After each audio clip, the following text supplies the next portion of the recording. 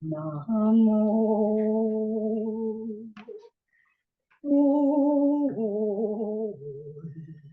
Dabuchon Wangimbo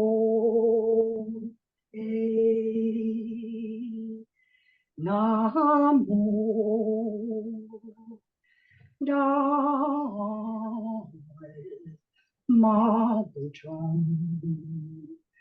Wangimbo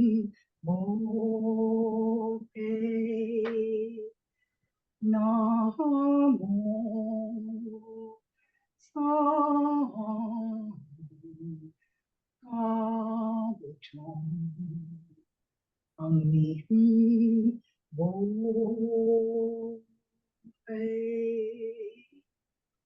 So for those of you who aren't, that's a traditional, we pay respect to Buddha, Dharma, Sangha, and in every Buddhist tradition. And that's the Korean, that's just a little bit of an opening in the Korean, way that we do it. Okay, so I actually want to start with just a very short, just a kind of bringing your attention and kind of settling into the body, and letting the mind sort of come into the room, into the moment, rather than the day has just been probably just gone from here to there, and I have anyway. And this kind of practice is really, really important in a way of grounding us. And I was just saying to Zen and Tina that I'm actually living out of Sydney now in a very small sort of forest area.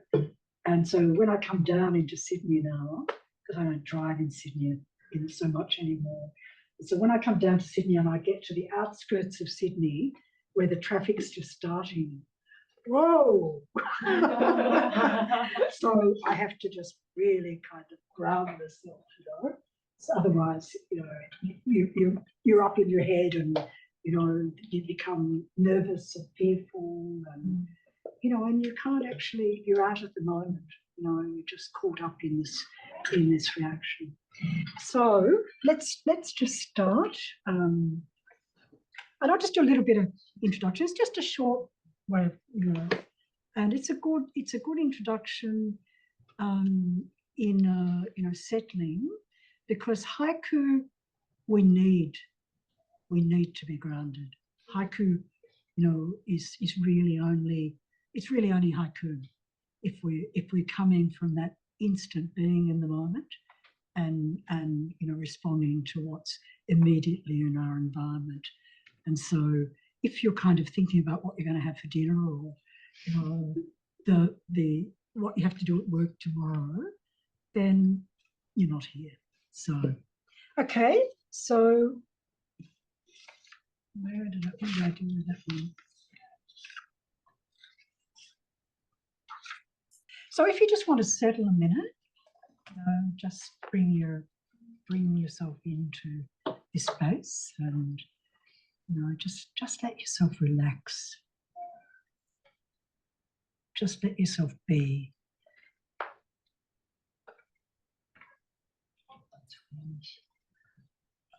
This is what we call an embodied, it's an introduction to an embodied mindfulness. So actually all mindfulness should be embodied, but we think meditation, people don't actually realize that we have to engage the body in that practice, and that's very important. So just close your eyes if you like, or just let them, just settle, and just bring your attention to the body, and let your body just do the scan through the body. Just scanning through the body, being aware of the areas of the body that are tense. Perhaps if there's any pain, any discomfort, just breathe into that part of the body. And as you do that, breathing out, let that part of the body relax letting go of any tightness, tension, discomfort in that area. Just do a very quick scan through the body. Sometimes, we can do this as a very long practice, but just bringing a little bit of relaxation into the body. And as we do this, the breathing begins to fill the whole body in a very conscious way. And the breath is very powerful. It is a healing. It is an awakening.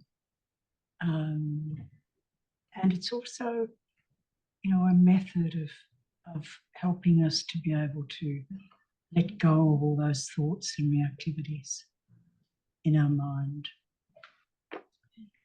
So as you breathe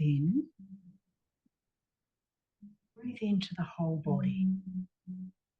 Take the breath in through the nostrils, down into the chest, and then let it just, move out into the body, down into the torso, out into the arms and hands, down into the lower part of the body, down into the legs, the feet. Just feel as if your whole body is breathing.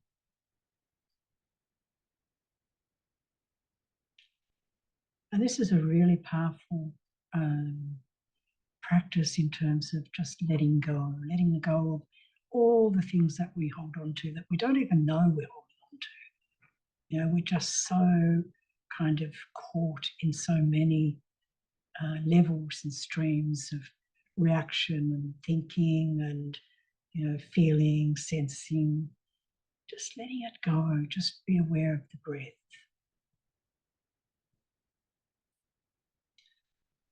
And one of the main suttas that deals with meditation practice, the Satipatthana Sutta. There's a line in that says, as you breathe in through the whole body.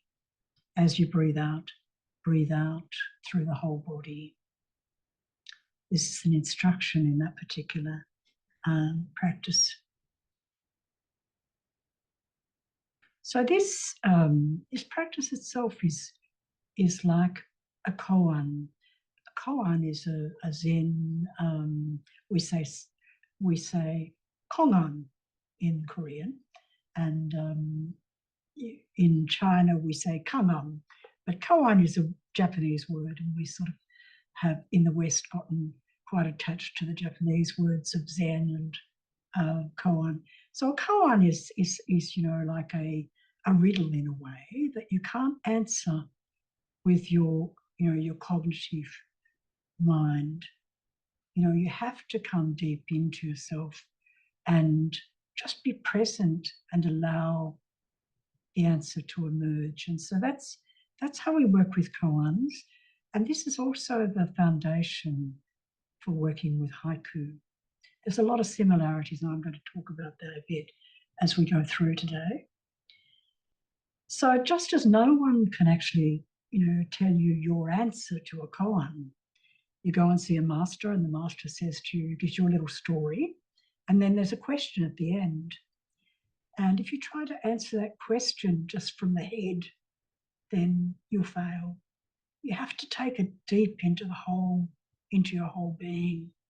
And there's a deeper intuitive wisdom that will reveal your answer. So there's not one answer to a koan.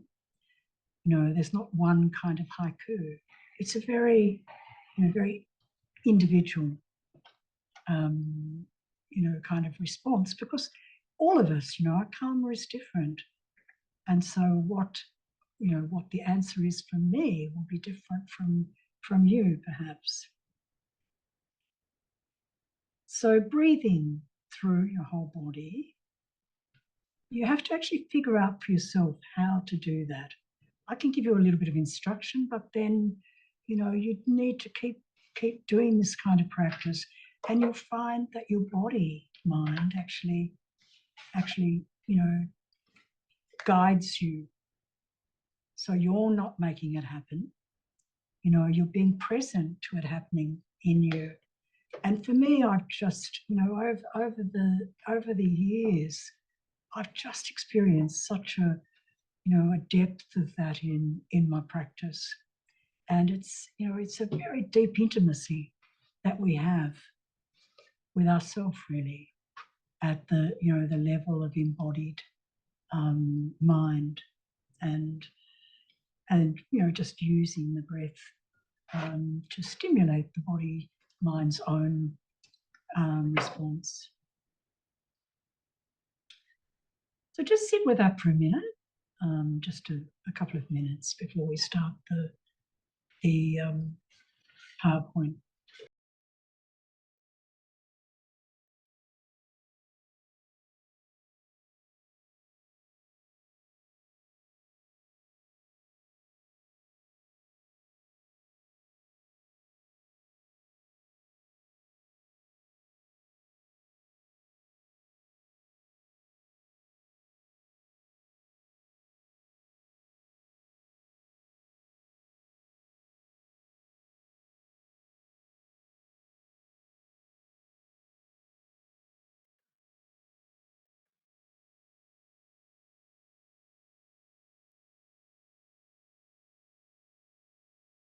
Okay, so let's come back and we'll begin. How can I bring the slide? Oh, down here. Yeah, it's okay. Yeah, that's fine.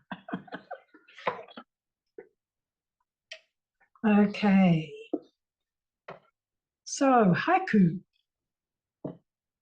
Haiku is a wake-up call, meaning it's a device that really brings you into the moment. And Zen practice is also that. So there's a lot of synchronicity, a lot of symmetry between Zen and haiku.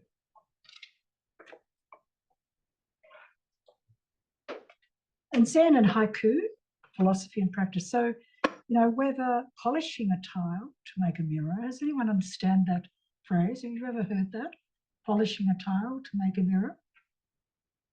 This is very famous from a story in the meditation halls where, in Korea we go to the meditation halls twice a year for 2-3 month periods, and so we sit and we practice really strongly for a 3-month period. Then we go away, have a bit of time back in the temple, and then we come back for another 3-month retreat 2 times a year. And so, in the meditation halls, there can be some competition between meditators. People and this is in the early times. I mean, I did it. Everyone does it. You go into the meditation halls and you kind of sit up as strongly as you can. I'm the best. The straightest back, or I'm able to sit longer than someone else, or I don't sort of nod off to sleep or something. All this sort of stuff goes on, particularly when you're young in that practice. After a while, you just you learn. You just think, oh no, just concentrate on my own practice. But so during the practice, we sit facing out. So instead of we sit in a circle, and we're facing out to the wall. And this is a particular way of practice in the Zen tradition. And so we have one monk or nun who guides, just keeps it all together, really. And so we would sit for 3 hours at a time. And during that time, we would sit for 50 minutes or an hour. Then, we'd hear the crack of this stick that we use. And then we stand up and we have 5 minutes walking in a line round the room, and then the stick again, and then you sit down. But during the time you're sitting, we say the head monk will walk inside the circle behind our backs, and we'll have this stick that's used, to relieve the tightness, the stress in the body. Because if you're sitting for those long times, it's like, the muscles freeze, the nerves get stuck. And so, they'll walk along behind you. And, if you're feeling you want some relief, then you'll just bow as this person's coming towards you, and they'll just, and then you'll just move forward, and there are some spots on the shoulders and on the shoulder blades, where just to hit quickly, it just opens up, breaks up the congealed energy in those places. And so this person does this. Now that particular head monk will manage the whole retreat. And so if that head monk is a really major teacher, Zen master, then, you'll engage with that person, in a different way. And so, there was a time when, there was a great master leading a retreat, and he came to one of the, the monks, and he said, "What are you doing?" and this monk said, "I'm practicing Zen." I was really proud, of his practice. And the master kind of laughed and said, "I thought you were polishing the tiles." And so, referring to the fact that this monk was, the tiles on the floor, that this monk was, looked like he was really engaged deeply in the practice, but actually, was more engaged in trying to look like he was deeply engaged in the practice. And so we say, polishing a tile to make a mirror. This is what the monk said. Or reflecting the moon in a haiku frame. And so the moon has great significance also in the Zen and haiku traditions. Well, it has a lot of significance in that part of the world, really. There's a lot of poetry, a lot of images, a lot of calligraphy, a lot of, it's a very much a part of the cultural folklore of that region, China, Korea, Japan.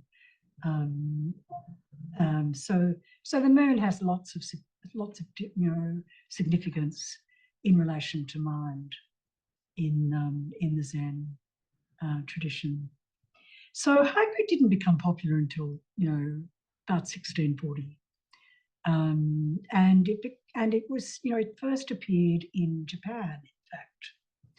And, it very quickly gained support from Zen practitioners who, picked up the form very quickly because it has so much affinity with the Zen practice.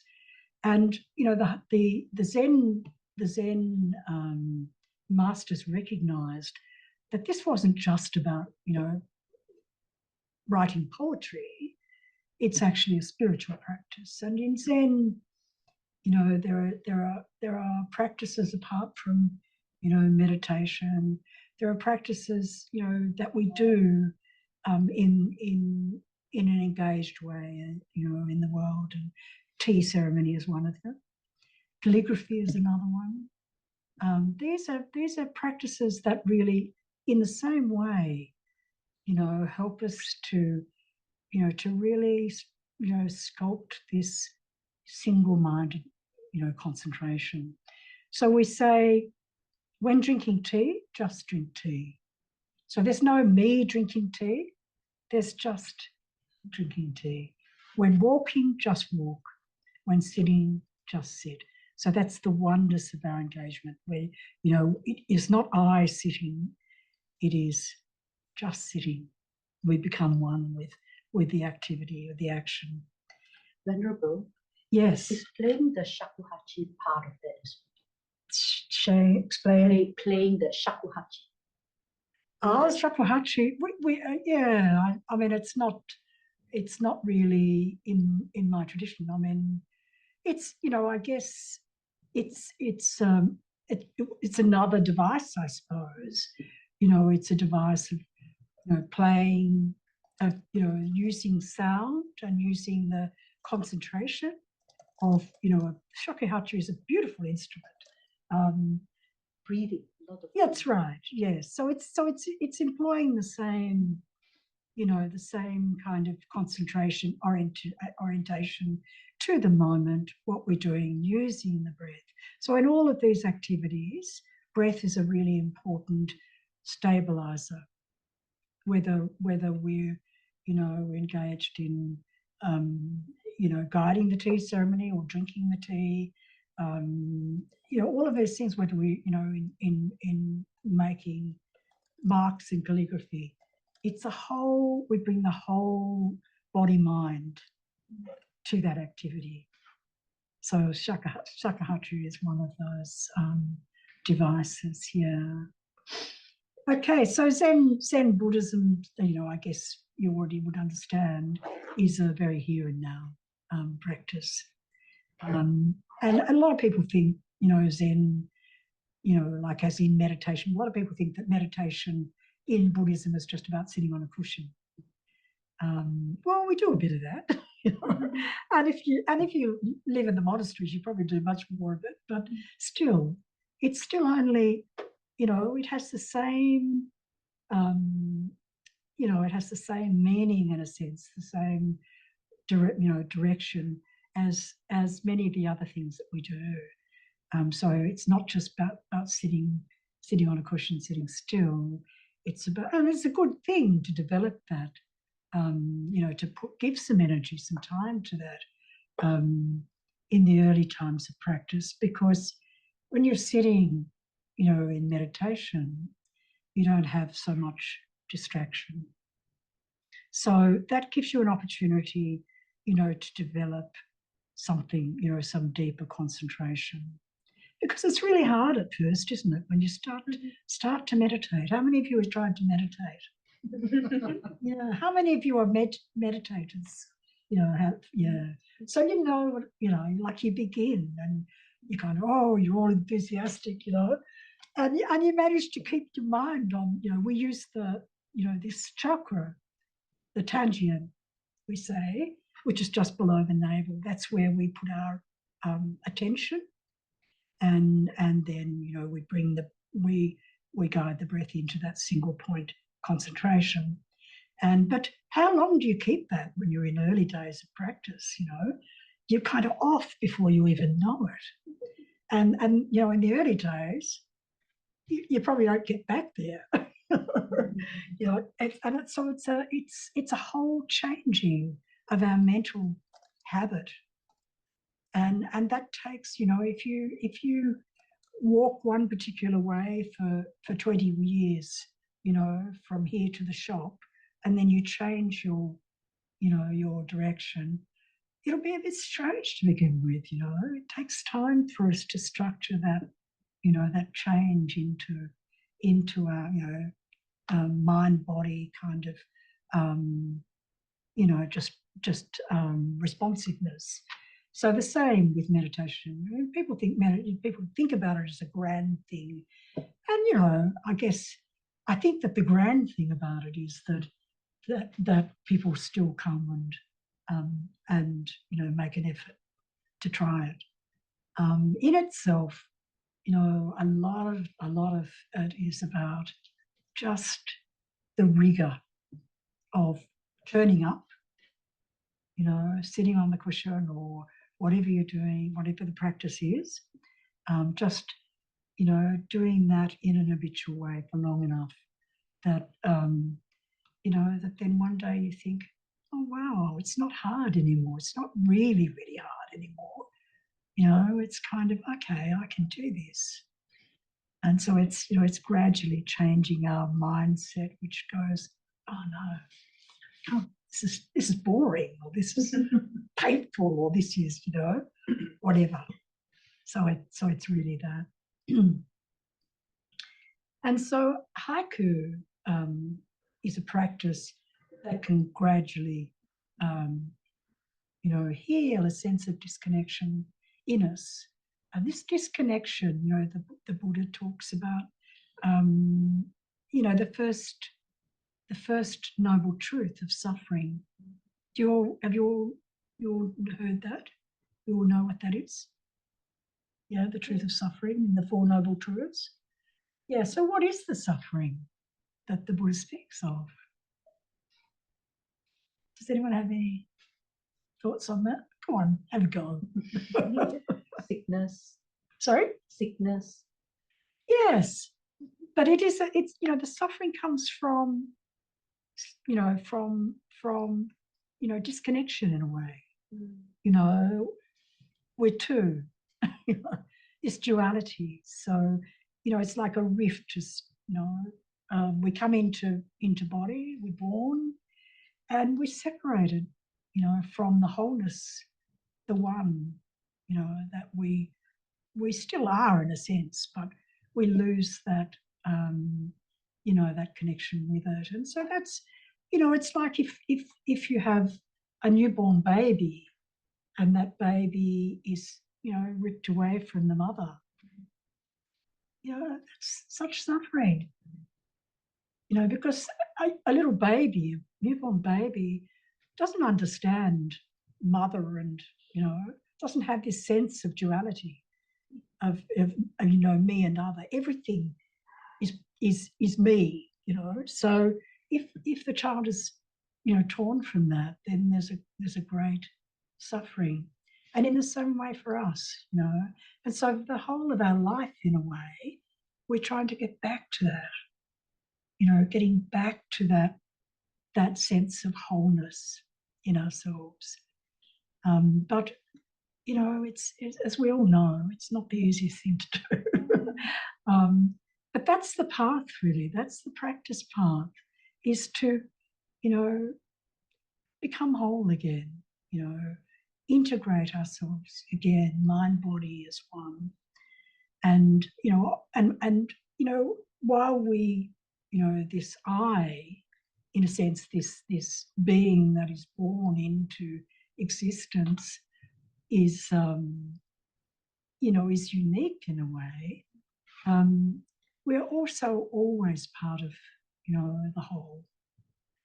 And we know that at some really deep instinctual level of ourselves, we know that. And so, you know, we whether skillfully or unskillfully, you know, we're trying to heal that that split in a way. And so haiku, you know, has a particular form and style that can, you know, help to heal that rift using words and images in, you know, in the present moment. So just moving on. So just looking at, I just want to go through these quickly because, you know, I always end up going out of time. So I just want to move through these because, you know, we're looking at, you know, the complementariness of Zen and haiku. And once we get to talk about the haiku form, you'll have a better understanding. But for now, just looking, you know, what are the qualities in the Zen philosophy? And, you know, the first one is oneness. And so here I've said, you know, suffering arises from our sense of separation. And so haiku can work with, you know, with the Zen philosophy, as I say, to, you know, to dissolve this feeling and to heal that splittiness. Another important quality in Zen is intimacy.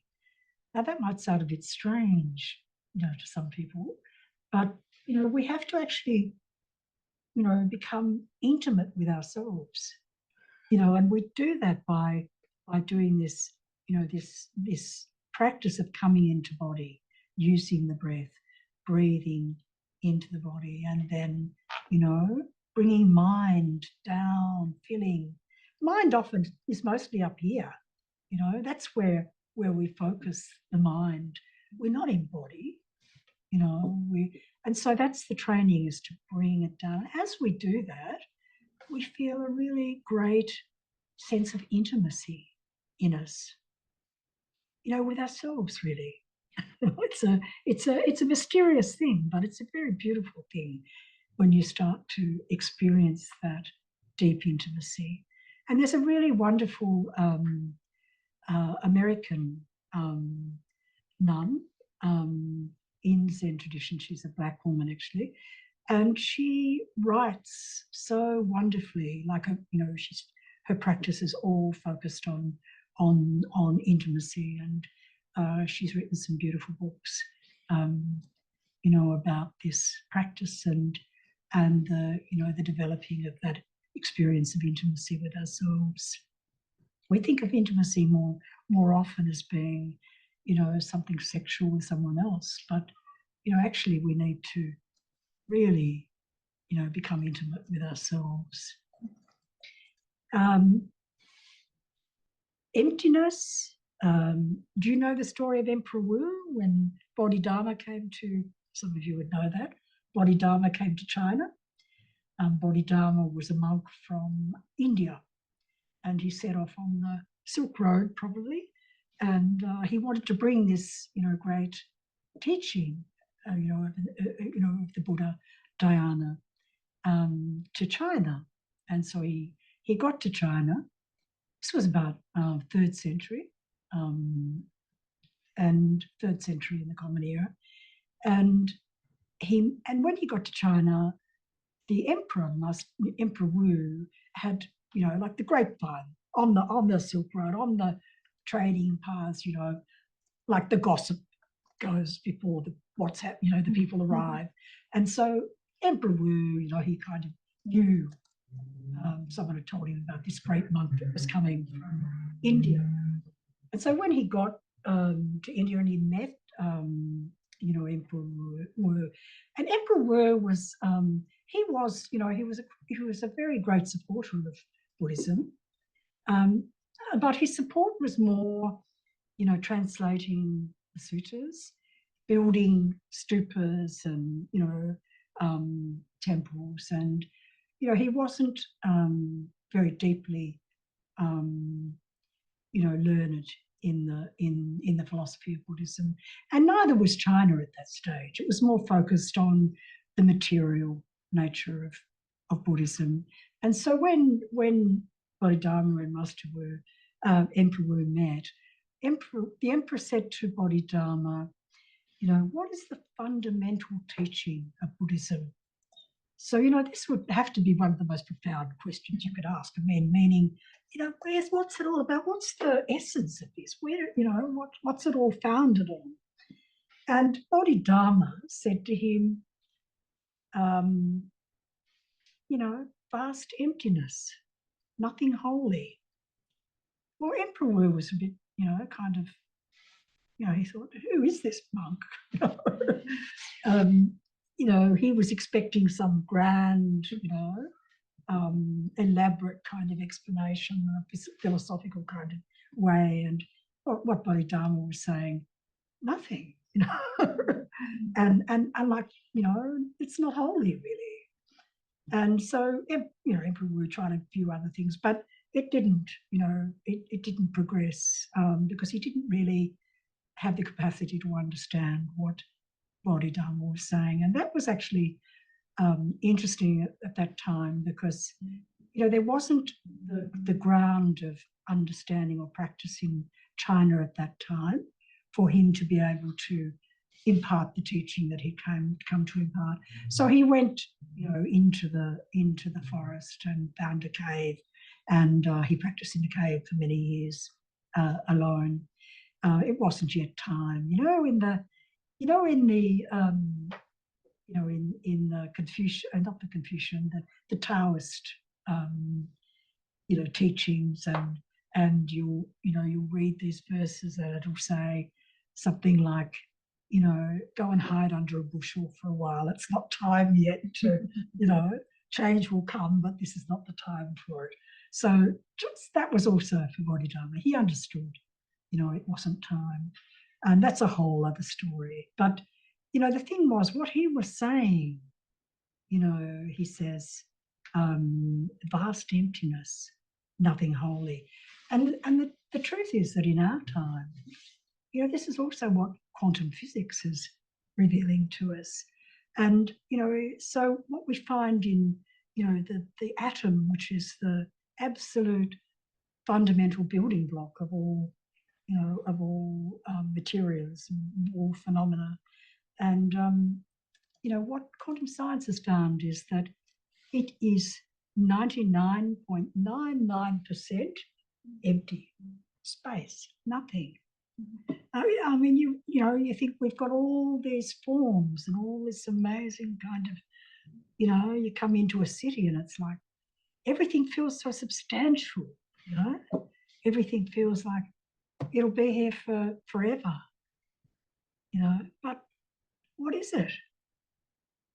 It's essentially empty.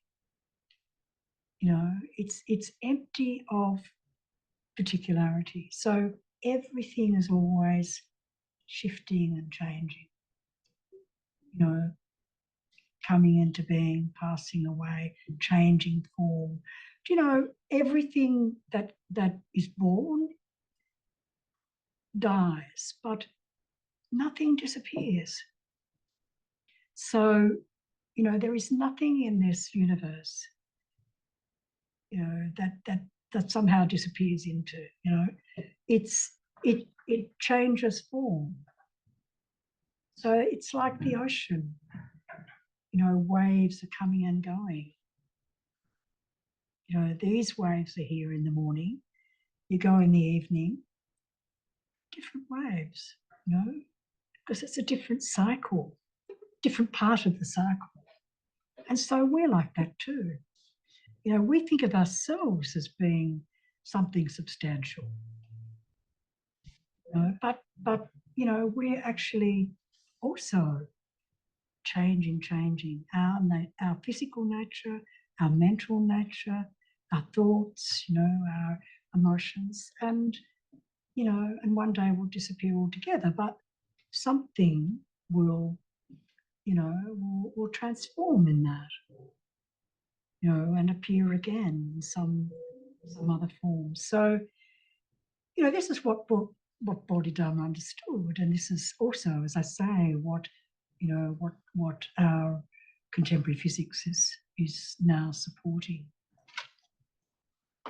So in fact, we need to be empty, so the world can reveal itself to us, and that's the most profound experience we can have. When we've come to a level of meditation, and I'm sure some of you, you mightn't hold it. It's like, there'll be moments when you just, sometimes if you're just in nature, and there's a really beautiful sunset, and you're not caught up in all this stuff, you're just relaxed and you're there. And it's like you and the sunset are one. It's a real moment of oneness, of, the mind really opening, and experience something, that's really different from the everyday. And, and that's something we can cultivate in our practice, so that, it's not like it just comes by accident. It's something that we come to, to empty ourselves, in the way of not holding, to the thinking and the feelings, the sensations. We've got so many tapes going around in our head all the time. We don't even know that that's happening. And these, we think that that's what's going on in our head is real. It's not, is it? When you stop and look at it, you think, that's a craziness, really. But so I mean, that's what we're doing. We're detoxing, really, from from all of that sort of stuff that's developed, over the karmic seeds that ripen in us when we come into life. You know, these seeds that have, you know, that have not had the opportunity to, you know, to complete the cycle. And so they're stuck in a way in us. And, you know, that's the practice as we come, you know, to you know, a state of, you know, greater stillness in ourselves. And that doesn't mean, like I was saying at the beginning, you know, a kind of wooden stillness. It means, you know, there is a, you know, a kind of softening and, you know, just a kind of resonance in body mind, so that we're not grasping in the same way all the time. You know, we're able, you know, just to let it be, let all that stuff be, you know. And as we do that, it dissolves, it falls away little by little. So that's, you know, that's what Bodhidharma was talking about in terms of the practice. Okay, another one of the qualities is suchness. Who knows what, have you heard of suchness? No one heard of suchness? Yeah? Anyone else? What, can you tell me? Yeah, I heard it mainly from Ajahn Sumedho when he talks about suchness. Yeah. And I think Ajahn Brahm talks about when he met the Queen and she had just suchness, like she just had no pretense. It was just, she's the Queen. Yeah, but it's that kind of quality. Like that. Yeah. Just like this, we just say. Like this. Just like this. Yeah. You know, that's, it is as it is. Yeah. And we recognise that, you know, it's, you know, we're not trying to bring a story to it. It's just in that moment, you know, you meet the Queen. It's like, she's the Queen. Wow. You know, it's almost like your mind stops thinking, you know, because it's such a powerful kind of presence in a way, a suchness, a just like this, you know. So that's a very, you know, one of the very central qualities in Zen practice. And, you know, so it's like, you know, as we were talking about, nothing is permanent. Everything is always changing. And, you know, it's when we think about it, you know, and also this, you know, this underlying emptiness, you know, sunyata, which is not a nothingness, but it's like, you know, it's like,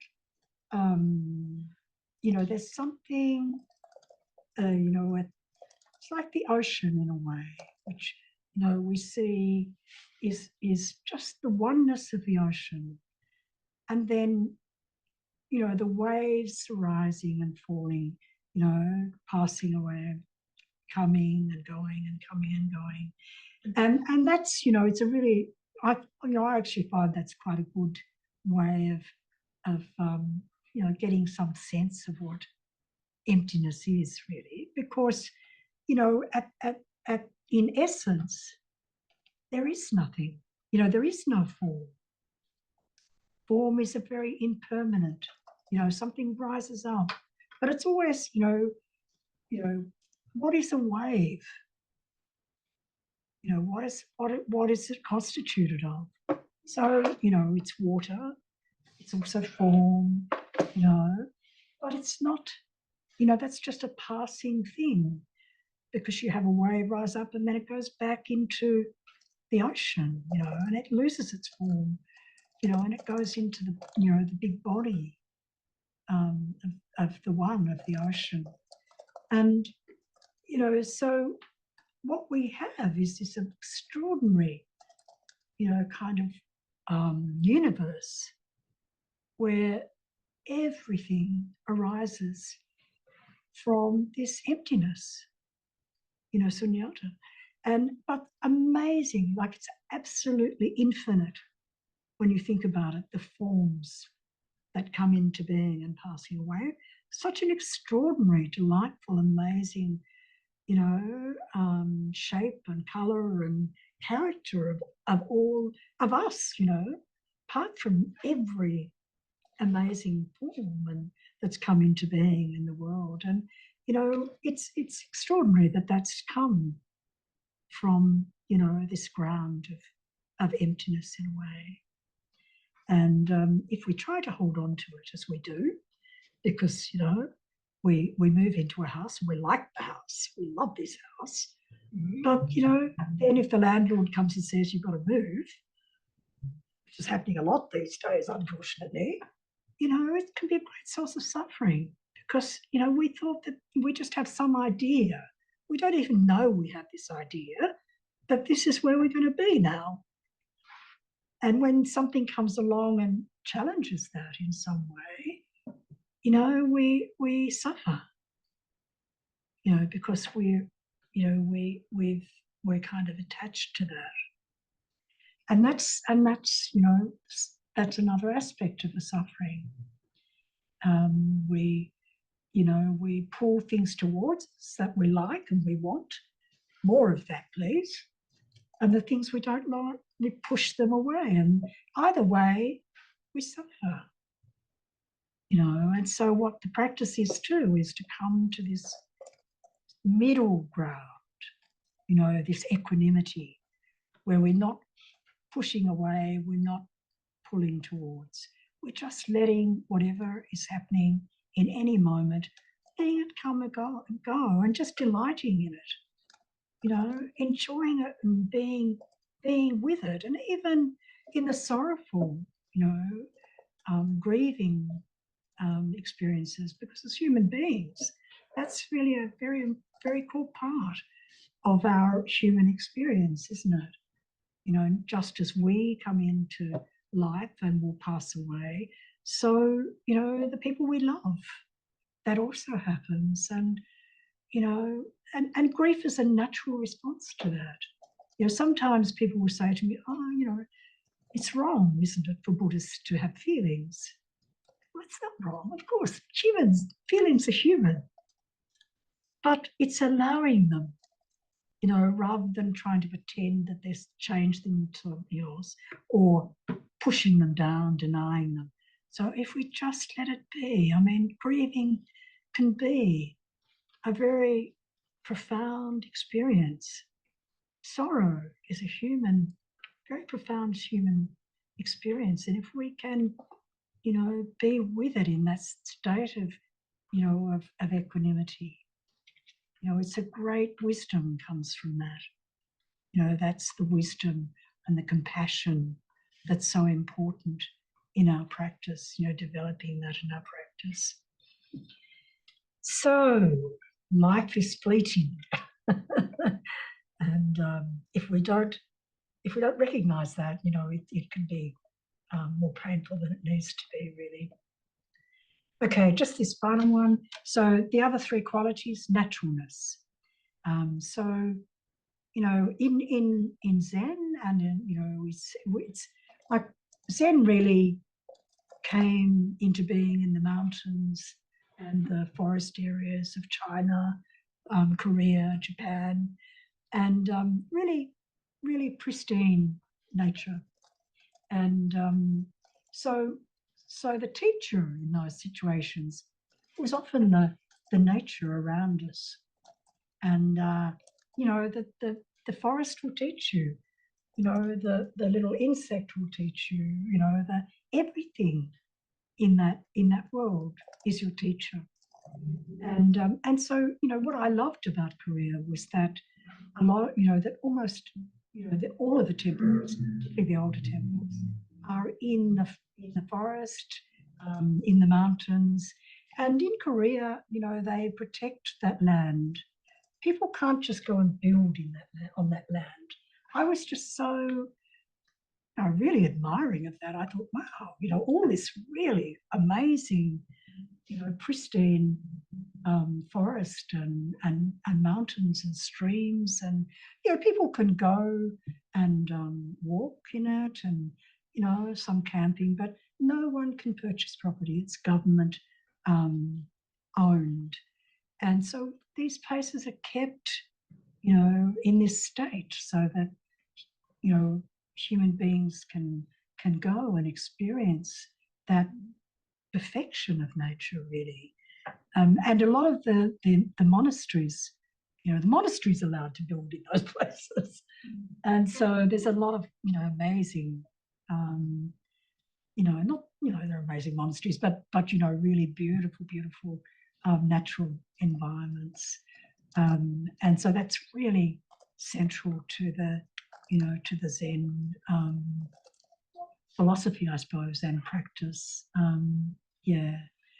Attentiveness, we've talked about a little bit that, attentiveness, what is attentiveness? And, there's a little story about a student who came to ask, one of the Zen masters, Master Ikkyu. He said, can you please write down for me some profound wisdom teachings? I want to take them away.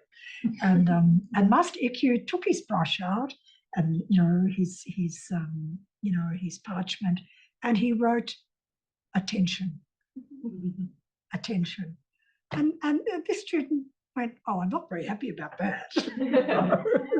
And so Master Ikkyu, he picked up his brush again and he wrote attention, attention.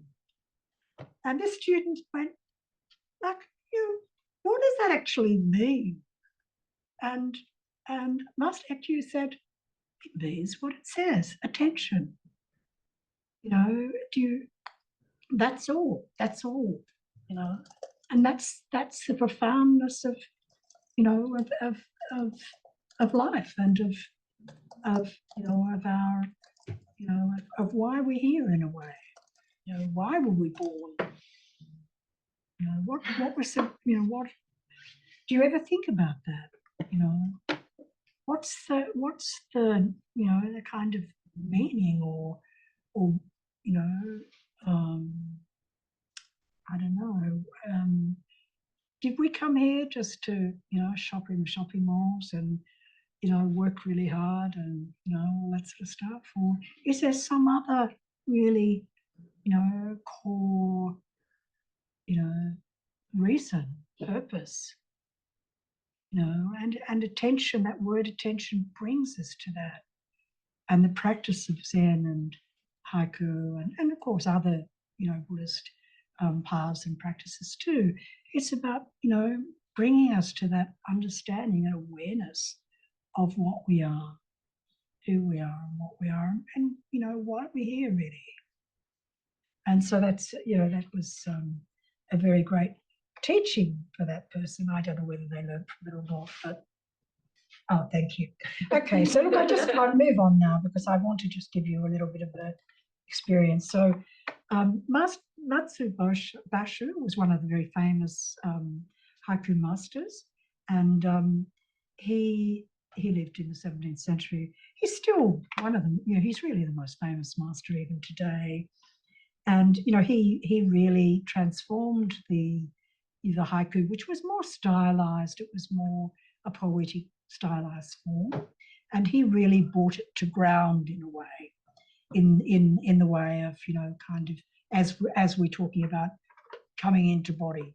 He understood that, so this poetry that's kind of up in the air, bringing it into the truth of where we are and what we're experiencing in this moment. And that's one of his haiku. On a withered branch, a crow has alighted, nightfall in autumn. And so in the beginning stages, and still a lot of haiku is about nature and about seasons. That at that time it was very much about that. And in this word picture of Basho's, he's describing his experience.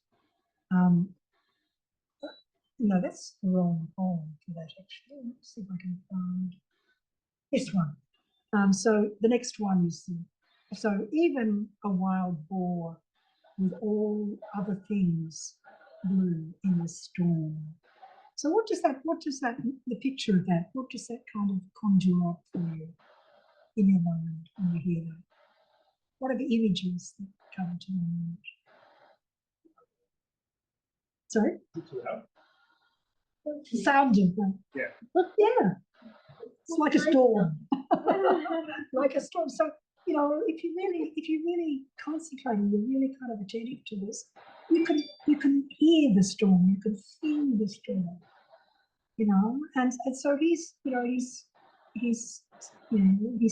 describing this experience of a severe storm, and he brings to our experience that storm, brings it to life in a way. And and on this first one, a withered branch, a crow has emerged. So he brings this image to life for us. The crow, on this very withered branch. Suddenly a crow appears. And so you've got these two different, you've got, often something that's very still, or, has been, a long time, kind of an aging or aged kind of image. And then you've got something sudden coming into it. And, kind of, in a way, challenging that stillness, challenging that, it's kind of breaking it up in a way. And that's what haiku does to the mind.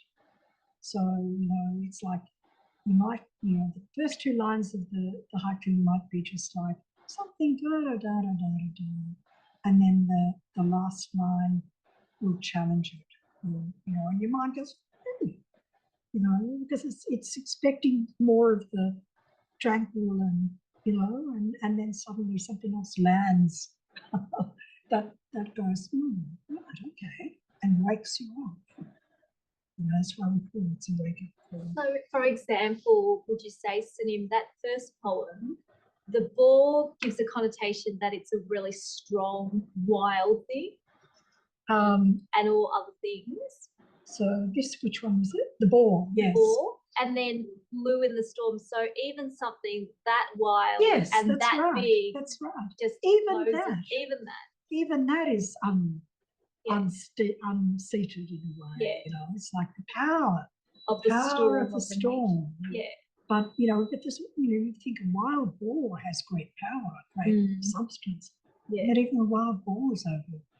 So when we do our haiku coming up, so what we could be looking at is the last sentence is something that really challenges even the earlier two lines. That's right.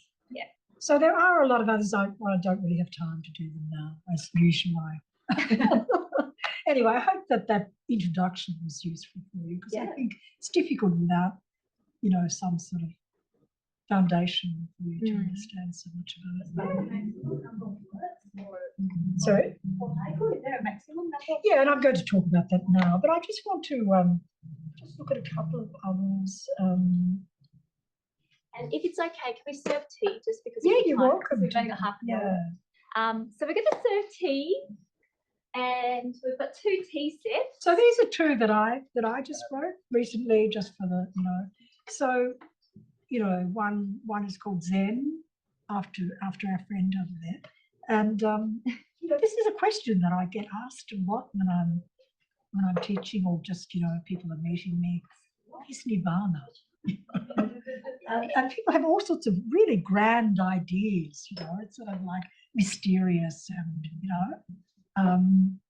and so I wrote this haiku, and it's based on 3 lines. Haiku is always 3 lines, and you can use the most classic form, which I always use, is 5 syllables in the first line, 7 syllables in the second line, and 5 syllables in the third line. And so if you look at this one, what is nirvana? So what is nirvana? 5 syllables. Second one, sound of a stick striking. There's 6. Sound of a stick strike. Sorry, I've done that. And then the last one, so I've done that a little bit differently. So foolish, a snake has no legs. 7. So, that form is a little bit varied. This was a very set form in the early centuries. But it started to evolve. So then people started using a 5-3-5 meter. 5 syllables first line, three syllables, 5 syllables, and then people just started to, kind of experiment with a lot. So from the 17th century, in that very part of the world where it was supported by a lot of other philosophical and practice kind of ways that supported that. It made its way into the West, and Ezra Pound, who was you may have heard of Ezra Pound. He was a great poet. He not only wrote haiku, but he did write some beautiful haiku in the 19th, early 20th century. And then we have the beat poets we talk about in the 60s, 1960s. And, they kind of played a lot more freely with the form. So it's something that's, is still very much part of life, of our life. But it's become a little bit more experimental. But if you want to try it, I think it's good to try and start with the form, just a little bit trying to fit it into the form so that you have a bit more understanding of how it works. And then you can go free form if you want. The second one was, this is one for now. I say one for our time. 2, 4, 5 years on. 2, 4, 5 years on. Fear, confusion, rules, debate. So 5, 7, last one. But its time is now. 5. What am I talking about there? 245 years on. Fear, confusion, rules, debate. But its time is now. What am I talking about? The voice. 245 years since the first boat sailed up the river, into Botany Bay. In the time of the colonial invasion, 1778. So actually, we're coming up to the 250, kind of memorial of that in 3 years' time, 5 years' time. Wow, that's quick. 5 years' time, we'll have the 250 year. Some of us would say memorial, some would call it a celebration, but anyway, it's happening. So yes, that sort of came for me. It's like, I don't know whether any of you really kind of, listen or think much about this referendum that's coming up. It's so much confusion, so much craziness, so much negativity, It's time. It's time to take that step. To actually really, truly begin to recognise our First Nations people. That's the oldest nation on the planet. It's extraordinary that we don't celebrate that. We don't take up the opportunity to learn from them. Well, anyway, I'm sorry, someone else might have a different idea, and that's okay too. Can you say that again, that haiku? Yeah, so 2, 4, 5 years. 2, 4, 5 years on 5. Fear, confusion, rules, debate. But its time is now. Yeah. Venerable, do we have the right slide? Sorry? Do we have the right slide? Can we just go back to that one, that one splash? I think that's that splash. So this is a very, very, very famous poem. I'm sure some of you have heard this and seen images. So this is again Basho, who was really and still is, you know, the most significant haiku master. And this is a really, you know, it's a really good example of haiku. An old pond. So if you can imagine an old pond, we think of, you know, deep, quiet, forever, you know, still, you know, it kind of just suchness. It is as it is, you know. And then, can we just go back to that? Can we go back to that point? You try.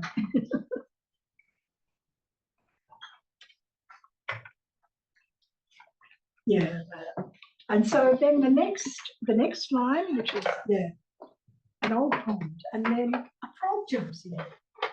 Now, you know, you just have this immediate kind of picture of this young, right, you know, very sort of not very mindful, you know, not very attention. I mean, this pond has been here forever. You know, the frog doesn't really respect it. You know, it doesn't respect its age and its great profundity of, you know, of life. The frog comes and jumps in and makes a huge splash. You know, and in the original, because you see these haiku translated into English, you know, we have a different feeling. But this is one where we still get very much the feeling of Basho's, you know, kind of interpretation in the Japanese language. So you still get that sense of splash when the frog jumps in and breaks up, you know, the settledness of this old, you know, kind of long time pond, but jumps in the sound of water, but it's only momentary. You know, so the frog doesn't really make much of a mark. You know, the frog jumps in, bit of a splash, but then the pond just settles back into, you know, the infinite kind of stillness and, you know, settlement. And so there's these two different things that come into relationship to each other. You know, this very still, deep, you know, depth of the pond, and then you've got this very active, young, you know, kind of mindless, you know, kind of breaking into that, and then settling again. And so you'll find that, you know, you need to kind of, if you're interested, you know, read some of the, like, I mean, you're welcome to have a copy of this presentation, because there's a lot, I've actually included a lot of haiku examples in it, of different masters and even modern. So as you read them, you know, you start to get a feel for what haiku is really.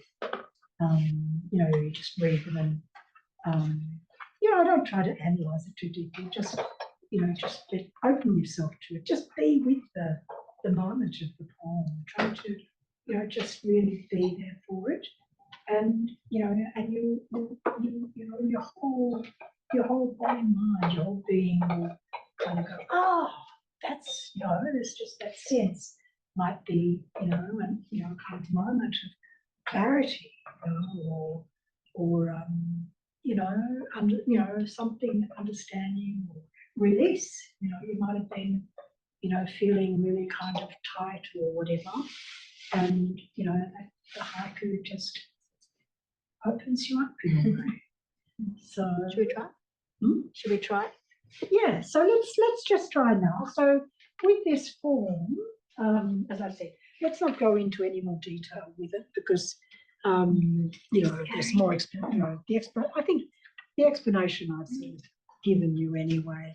But have a go. So, you know, first of all, just, you know, just take a moment, just to settle yourself, and, you know, and then, you know, usually just don't worry too much to begin with. You know, with the 5-7-5. Just try to let the mind speak. You know? So try to do that in 3 lines. Don't worry so much about the 5-7-5 to begin with.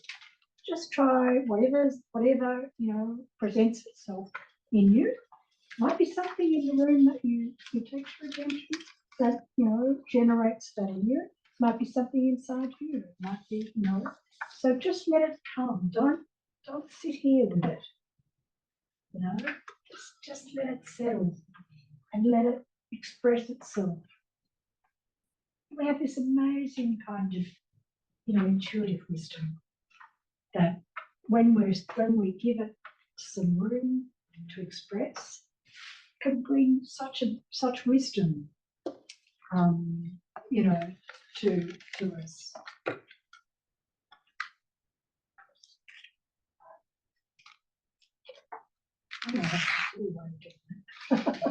Venerable, try that.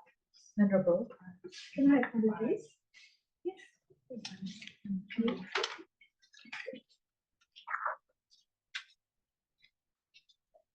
Thank you very much. So we're drinking tea this way. It's not just tea, it's a training. Always everything you're picking up or touching. So if you're lying on the beds, you never go just, and with one hand, everything you're doing, is coming into that union of oneness.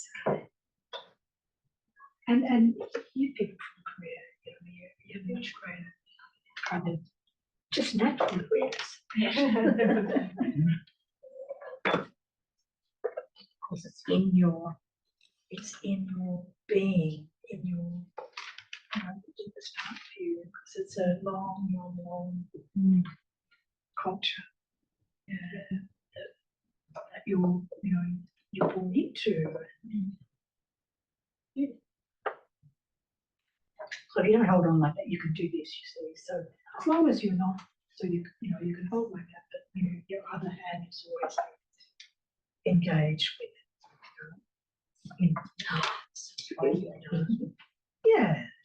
Well, however it feels natural. It's not like you can do this way. Wow. It's again, it's a training of concentrating, bringing the mind and body into emulating each other. So there's the action and the way that we're focusing the mind on the action. Yes. How many community ceremony? Sorry? How many people can do this ceremony? Or you can take it, doesn't matter. How many people? It depends how you do it. I mean, like a formal tea ceremony. If I was doing a formal tea ceremony, I would, I'd be doing the ceremony. There could be 100 people in the room. Because it's a very, there's a lot of ritual around it. And, and then there would be some people in the room who were serving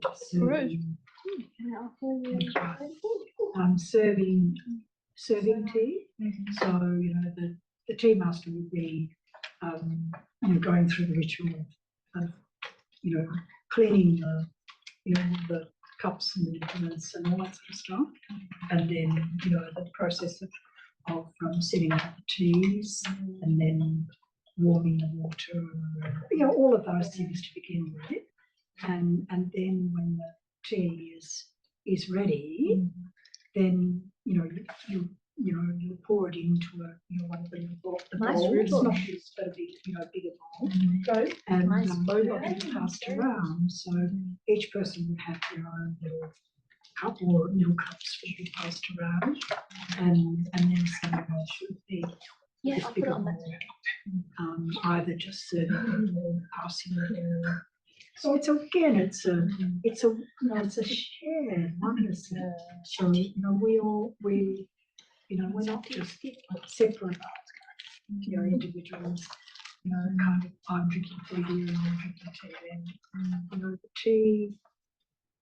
The tea is being passed from ritual, you know, brewing and into the serving, and as it moves from person to person, you know, the sharing of it. It's like we're all drawing from the same, you know, the same well of, yeah. It's a bit, the oneness. It's oneness. Yeah. Got some amazing, you know, teams. Yeah. Who really turned into a pure art form. Have you been to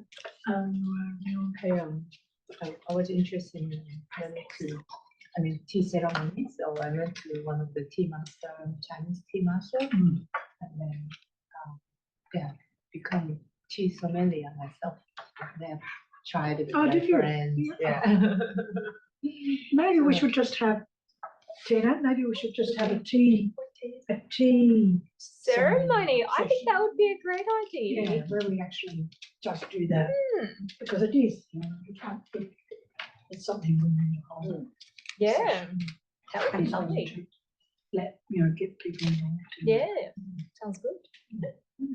And you can come and be one of the leaders of that. Yeah. The set of it. Yes, Have to bring. Wow. So we could bring our sets together. Yeah. Would love to. That'd be great. All right. Gina, I'm sure will make me. Yes. How do you like this tea? Beautiful. Very nice. Yeah. What is this one? Do you know? What is this? So they have different packets, and depending on what they've chosen, there's a different one. So which one did that group choose? Lemon balm. Oh, I see. So these are Lemon Western. balm. Yeah. Yeah. There's Chinese tea in there as well. It depends on which Yeah, they choose. we opened a couple of black teas, which we can't have. Oh, this is very new. Yeah, I thought that some people may not want caffeine. That's why I Yeah. thought I'll bring this so you can choose which Yeah. one. Yeah. And because some No, black I tea- mean, green tea, of course, is has, you know, it's originally the staple. Yeah. And you know, I love the Korean teas, actually. They're different from, you know, it's a little bit different from the Japanese, a little bit different. I mean, they're all, you know, they're all fine teas, but you know, in the monasteries, you know, we just drink tea all the time. You don't drink coffee. You just, you know, we come together, you know, during our 3-month retreat. You know, we'll in the morning, you know, get up at 3 o'clock and go to the meditation hall, and we'll sit for 3 hours, and then, you know, we'll come and have some breakfast together. You know, we do the 4 bowls where you all meal together and sit on, you know, unpack the bowls. We do all that, but then after that, you know, we drink tea together, and it is in that, you know, in that tea, you know, ceremony way, and so we do that about 6 times a day. We have tea. Can I ask, is the tea drinking ceremony, is there a ceremony in your? Yeah, this, yes. Is it the same like the Japanese one? Like, oh, they spend like 1 Yeah, I mean, hour it's- doing yes, that. yeah. And by the time you But I was just saying, you Oh, really want that tea. sorry. By the time you wait for the ceremony to finish, you Yeah, but I'm but really then- wanting I that. know, but you see, that's the thing. Is so you're, you know, it's like, here I am, you know, and I'm fixated on wanting, I'm wanting to taste the tea. So, you know, we miss the whole, you know, the whole kind of lead up to that. You know, because we go, oh, I really want some tea, I'm parched, you know. And a lot But of you know, patience, isn't it? it's a you know, it's a really, again, you know, it's a practice that stills the mind and brings us, you know, into the oneness of ourselves. Absolutely. And we can just be with it rather than going, oh, I want the tea now. But you know, we learn. We Yeah, just at the we have same to keep time, at the practicing. same time, we can be aware of that wanting that is happening in the mind. Yes, that's right. That's right. And then in the end, we are rewarded. Yes, that's right. Yes. Yeah, so seeing, noticing, watching our mind, this thought that, like, here I am, all this is going on, but all I can think, this thing's going round around the head. Tea, give me a cup of tea. So, The time. what's the time now? We got 2 minutes left. 2 minutes. 2 minutes left. So we should wrap it up. We can still drink tea. Would anyone like to share their poems, maybe? Yes, if So anyone written haikus? anything. I have. I mean, I'm just Can you really no, please don't apologise. nothing, I don't know. Please don't apologise. Because you say that just write anything that comes yes, in. and I did say that, and I really commend you. You're very brave. Thank you. Oh no, it's not brave. It's just doing what is being told. Just okay. Whatever the reason. And when you were saying that, and would I you was, mind sharing with us? no, that's why I put my hand up. And I was pouring tea for my friend next to me, and so it just came in those words. So I wrote here, an empty cup, a stream of hot tea, nice sip, warm feeling. Oh,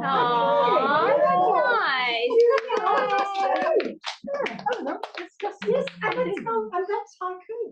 Oh, really? That's haiku. It's, Okay. it's It's just expressing. we can talk about the form and the rhythm and all that sort of stuff, but haiku is really about in that moment just allowing the expression of what's present and that's what you've done, and so it has a power, doesn't it? It's you could write a verse, it could be wonderful, very elaborate expression, but it doesn't have the same power because it's constructed, deliberately constructed with the mind, but you let it come.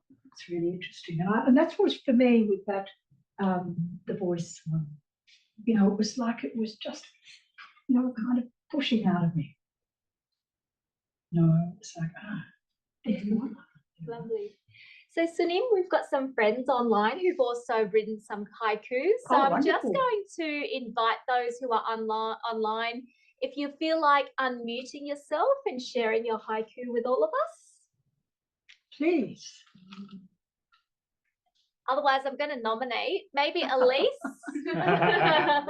If you could start us off, Elise, thanks. I mean, mine's a bit kindergarten. Wait, let me find it. That's all right. Okay. Sitting on a chair, awesome tea party on screen. Have my own tea. That's great. Well done. How did how did it come to you, Elise? Did you think it out through, or did you just let it come?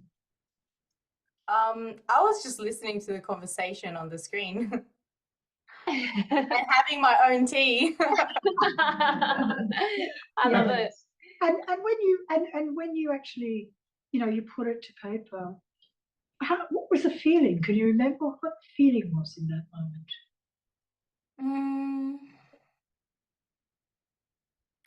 It was like there's joy. Yeah.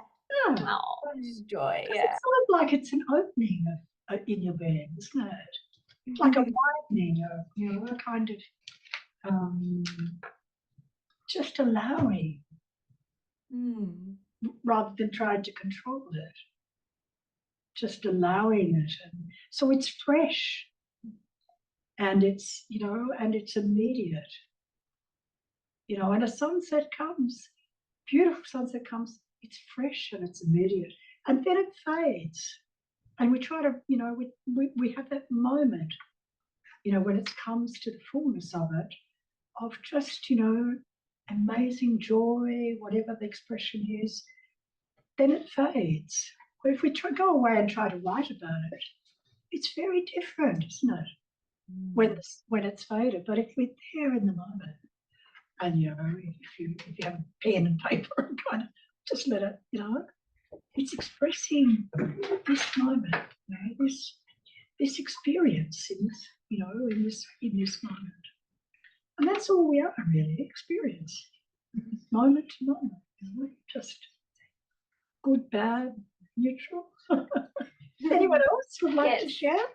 Thanks, Elise. That was great. Yes. Jennifer, can I invite you to share? I could see your smiling face on the screen and I read your haiku, which was lovely. You just have to unmute yourself, though. Yeah, you're muted. Silver water waits, raindrop rings, squall skirmishes. Now the frogs are mute. Okay, can you just read that again, Jennifer? I should have put my hearing aids in. Can you do it again for me? Silver water waits, raindrop rings, squall skirmishes. Now the frogs are mute. Wow. Right. It And was so you've actually, you know, you've also brought into that some, you know, some kind of alliteration, or, you know, using the sounds of words in a way, which is, you know, which is another, can be another part of haiku as well, to, you know, to kind of bring it alive in a way. So where, you know, part of a word or a word is a, you know, evokes a particular feeling in itself. How was that for you? Did you think about it? Did you try to construct it, or did you just allow it to sort of, you know, lead you? it was a memory that came to mind. I have a meditation rock, and it was an event that happened there. And I just wrote it out then, but the syllables were wrong, so I had to squash it around to get the syllables. Yeah. It's amazing how with haiku that you can do that. All of a sudden you can find a way to compact it or expand it to fill the syllables. It's really interesting. Yes, and allowing it to, you know, to express itself in either the shortness or longevity or whatever, just letting it, you know, it's not really, again, as I say, you know, we do work with the form, but at the same time, it is that moment that we're you know, we're really looking to, you know, to capture in a way and let it go again. Thanks, Jennifer. That was lovely. Can I now invite Tom, who's popped himself onto the screen and has a lovely haiku to share with us? Hello, everybody. Lovely to be here. Thank you so much, Sunim, for guiding us through this. Just a bit of a background on this. Ling and I are going to Jordan, to the desert in November. So here we go. Wow. So are you going or you've been, Tom? Going in November, yeah. Oh, wow, right. We're going to the Greening the Desert project, where they've turned the dirt and dust into food forest. Yeah. So here we go. Barren, lifeless desert scape, singing pristine hopelessness. One green bush sparks the way. Yes. Can you hear that really? I mean, I really am a bit deaf. So the sounds were a bit. Can you say it again, Tom? I'll just try to. Barren, lifeless desert scape, singing pristine hopelessness. One green bush sparks the way. Yes. Yes. So what do you pick up on that? You know, that's actually, you know, the bringing together of you know, what does it bring together there? What are there are two different things happening in that. Well, I get the sense that for the first two lines, it's the description of the desert being really barren and lifeless. Yeah. But then in the last line, there is life that arrives in the sense of the green bush that sparks. And I love that word as well. Yeah. Yeah, so that's you know, a classic, you know, one form of classic haiku. So again, you know, you settle into these two lines, you know, it's sort of like put you to sleep. You know, it's very relaxing, very whatever. Or, you know, in this case, a little bit depressing probably. But then out of nowhere comes this, you know, the green, the awakening, the newness, and cuts through the desolation. Yeah. How was that for you, Tom, in writing it? What was your, how did you approach that? Yeah, it just encompasses the you know, the heart of what I'm up to in terms of, you know, like however bad the situation is, Yeah. there's always this, you know, regenerative power of Mother Earth and people to swing the situation around. Yeah. It's inherent in the situation. But needs some kind of a spark and a bit of an impetus Yes. to apply ourselves to it. Yeah, that's beautiful, actually. And really, that's life, isn't it?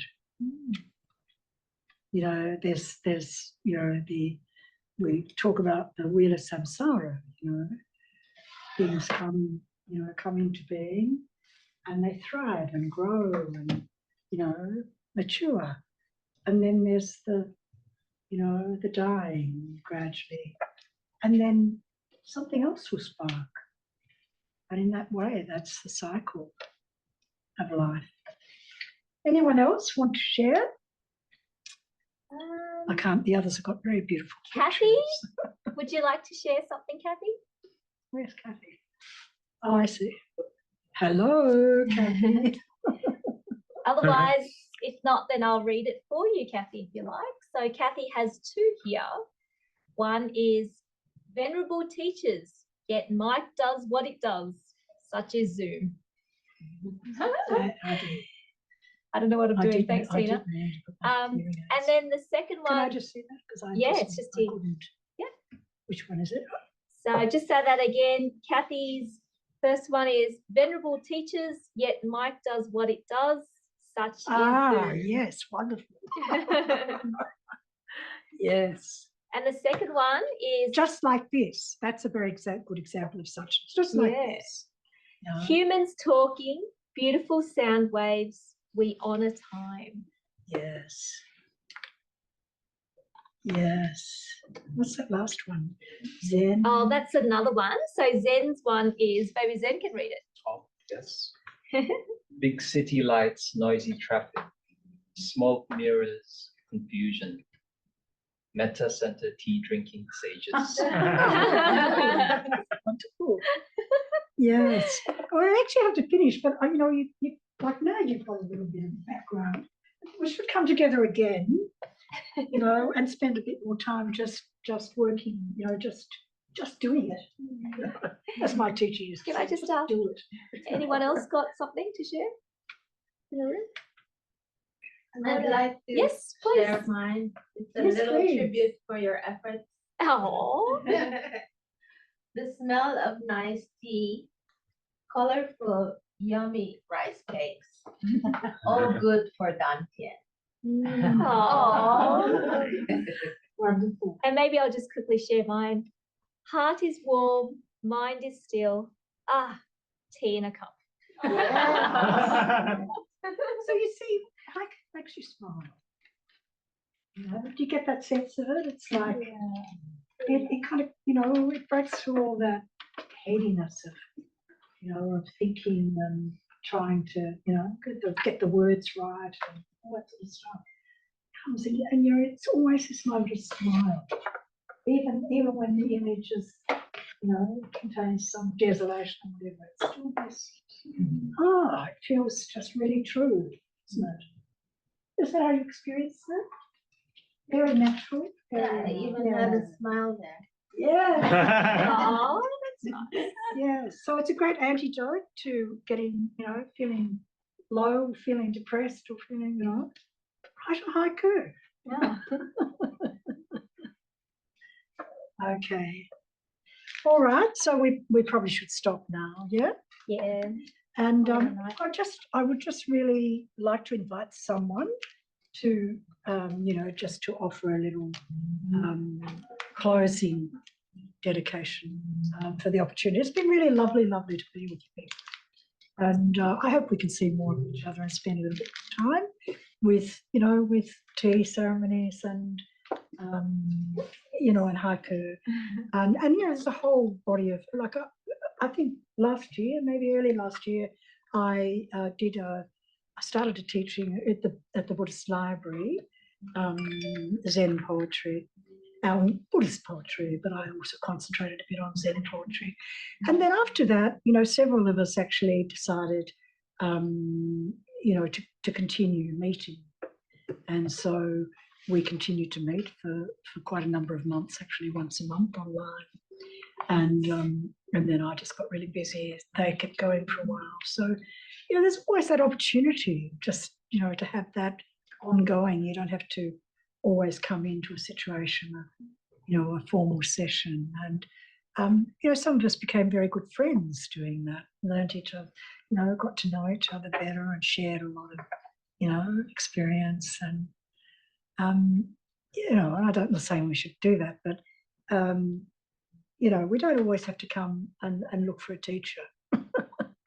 Once if you feel it's something you want to do, it's possible to have a group of friends and just meet and share. Thank you. Thank you, Sunim. We say Songbol Hashipsyo. What does it mean? What does it mean? In English. Become a Buddha. Become a Buddha. That's right. So practice hard. Whatever form suits you. There's not one way. There's lots of ways that we can practice. And so however you practice, give your whole heart and soul and mind and body to it as much as you can. And you'll be surprised. You'll be on the road to becoming a Buddha anyway. Thank you. Thank you so much, Sunim. Thank you everyone for coming. We're just going to go over back to our MC Elise, who's going to do some quick announcements. Hi everyone. Thank you, Venerable Sunim, for enlightening us on this beautiful haiku practice. It's my first time, and certainly a very interesting philosophy and practice that we can adopt in our Dharma practice. And thank you everyone as well for attending online and in person and participating with your beautiful poems. Day 3 of the Metta Convention week. So it's a week full of Dharma sharings and inspirations from speakers across the globe. So we hope you can continue coming for the rest of the week. So on Thursday, we have discussions and Q&A sessions with esteemed bhikkhunis from diverse Buddhist traditions and practices. So then Friday, we have a community cultural international dinner. So there'll be food stores from different Buddhist temples and centers offering food from countries all over the world. Then we have an entire weekend of Metta Convention, which includes, a variety of speakers from all over the world. There's opportunities to ask questions. There's many esteemed speakers from different traditions, many great topics. So we would love to see you there for the rest of the week and the weekend. As well, Metta Center has weekly or regular wellness events. So we have meditation Mondays, yoga Tuesdays, and wisdom Wednesdays. So so check out our website. And have I missed anything, Tina? No, you've been fantastic. Thank you. Thank you. And I just want to say one thing. I'm not a haiku master. I've already recognized it. But it's like it's something that I've been around for many years, and I've played with it because it's something that really touches me and works for me. So you don't have to become a haiku master to do this. We learn from each other. I really want to say that. I've learned from you tonight, and that's really precious that we learn from each other. We're teachers and we're students in one body. Thanks, Sunim. Thank you. Thanks, Elise, MC. Thank you everyone for coming. It's been so wonderful, and I look forward to seeing you at our next events. We do have over there some pamphlets about some other programs and events that we have. We've also got a donation box if you want to make a donation. Those who want to make a donation, you can so online as well. So thank you all so much, and I hope to see you all soon. Thank you. Good night. Bye, everyone. Bye. Why do we do this? Enjoy your tea session. Enjoy yours. Why do we do this? We do it for lots of reasons. But what are we doing when we do this?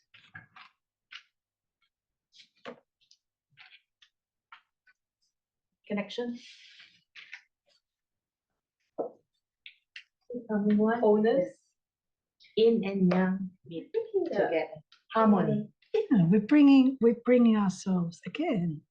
You know, it's another action in a way to bring ourselves into that single point of concentration, of being present, you know, bringing this into unity. Does that make sense? Yeah. So when you're doing these things, if you ever go to temples or to ceremonies or any of that sort of stuff, you know, stop when you're doing these things. Bowing is a really powerful practice, and it's like, instead of just, you know, following along and not really kind of, you know, is kind of watching yourself and watching others. What's actually happening here? You know, rather than just the word bowing, try to sense what's happening in your body. What's happening when we bring our hands together, you know.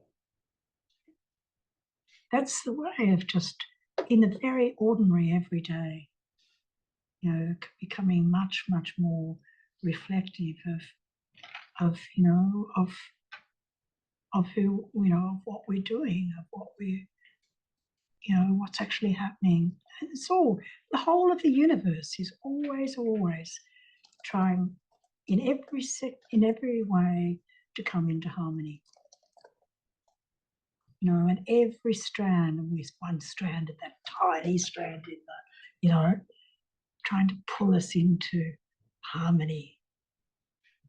And so, you know, that's when you know, when you watch yourself, am I moving towards harmony, or am I moving, you know, into, I would say, dissonance? What's another word for dissonance? Into chaos, maybe. I don't know. Yeah. Anyway, I'm really, really happy to meet you all and wish you all a very wonderful evening and practice. And I'm sure we'll meet again from this. Yeah. Lovely to meet my Korean